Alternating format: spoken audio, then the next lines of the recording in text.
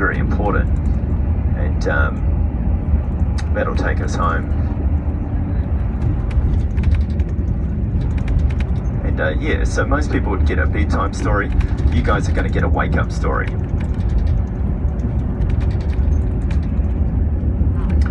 Yeah, so Wakatipu translates directly from Maori to English as meaning the hollow of the giant, the hole or the cavity of the giant.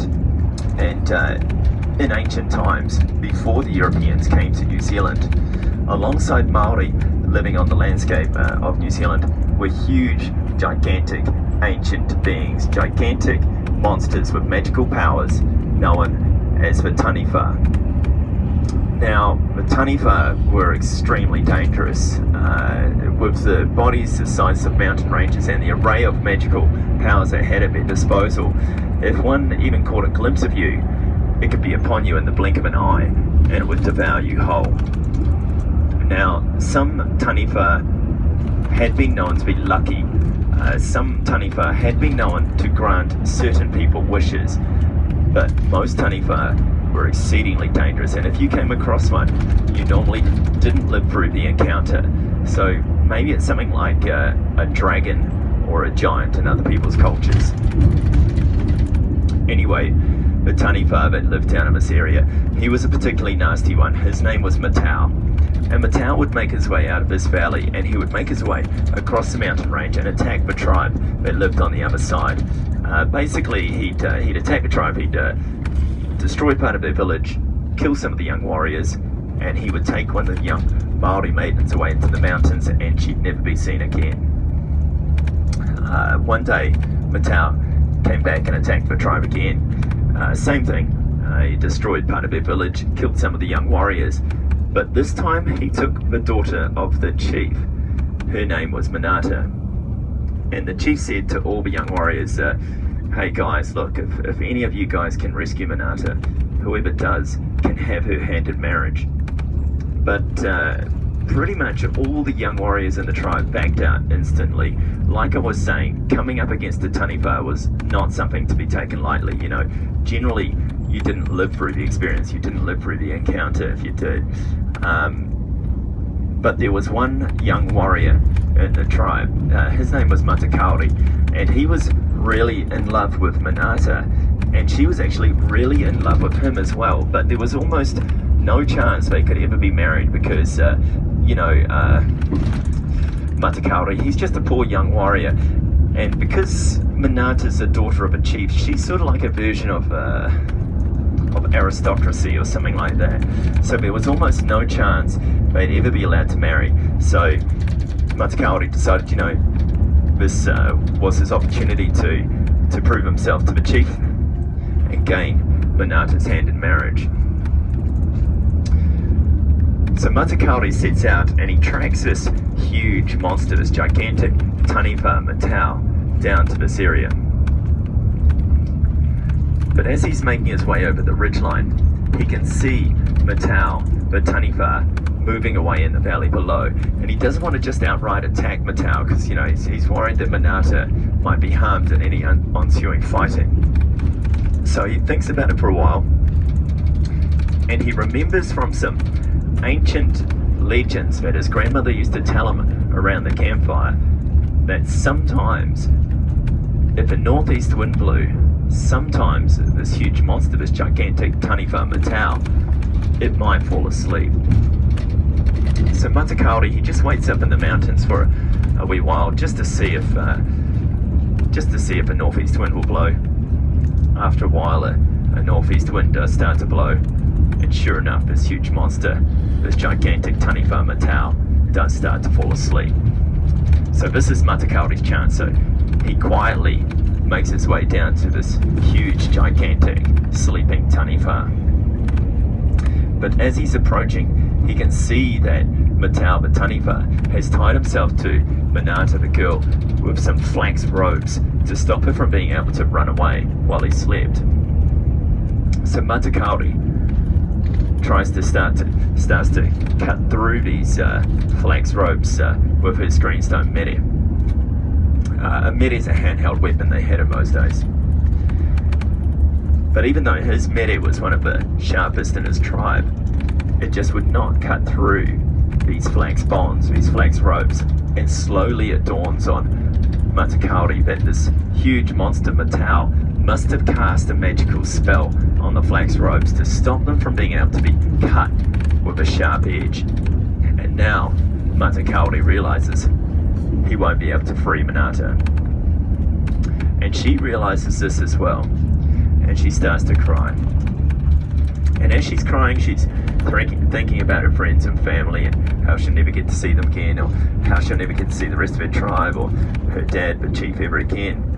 And her sadness becomes so deep, her sorrow becomes so deep, that when some of her tears fall onto these flax ropes, these flax bonds, the sheer depth of the sorrow, the sheer depth of the sadness in her tears, it counteracts this magical spell cast by this taniwha, and her tears melt her flax bonds away. So why she didn't do this at the start, no one knows, but that's legends for you. Anyway, now that she's free, they start to flee these mountains. And just as they're about to leave the valley, Matakauri thinks to himself, you know what?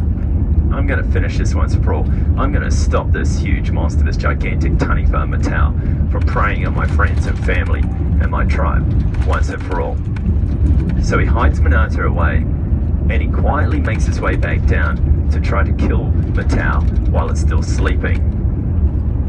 But just as he's approaching to deliver a killing blow, suddenly Matau the taniwha wakes up, and instantly it realizes what this young warrior Matakauri has done. You know, it realizes that he's freed the girl, and the taniwha is furious, and they engage in a huge battle.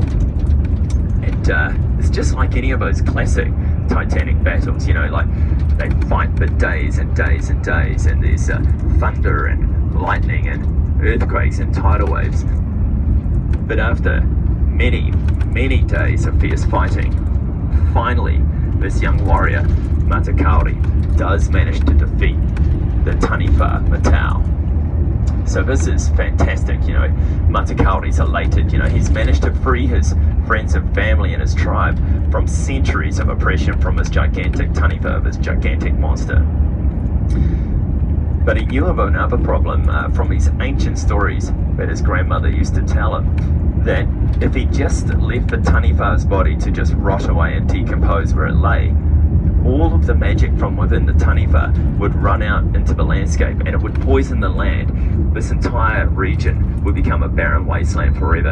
And Matakauri didn't really want that to happen. You know, this was one of his favorite hunting, fishing grounds, really fertile area, so he didn't really want that to happen. So he thought about it for a while, and he decided that if he disposed of the body by burning it, that should stop the magic from running into the landscape, and this area should be saved. So that's what he does. So he sets fire to the bracken on the side of the hill.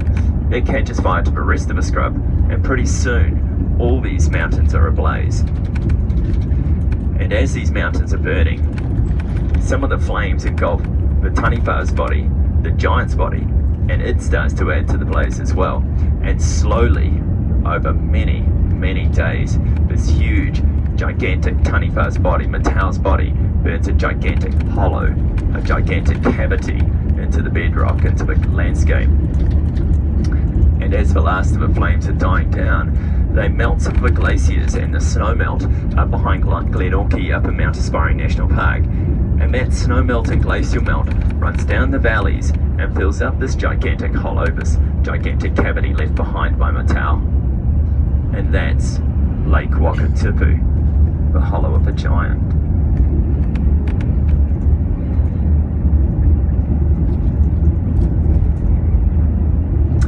So Lake Wakatipu is the shape of a giant lying on its side. It's the shape of a zigzag, with Glenorchy at its head, Queenstown at its knees, and Kingston at its feet. Now, these stories were very, very important in ancient times, because before the Europeans came to New Zealand, Māori had no writing.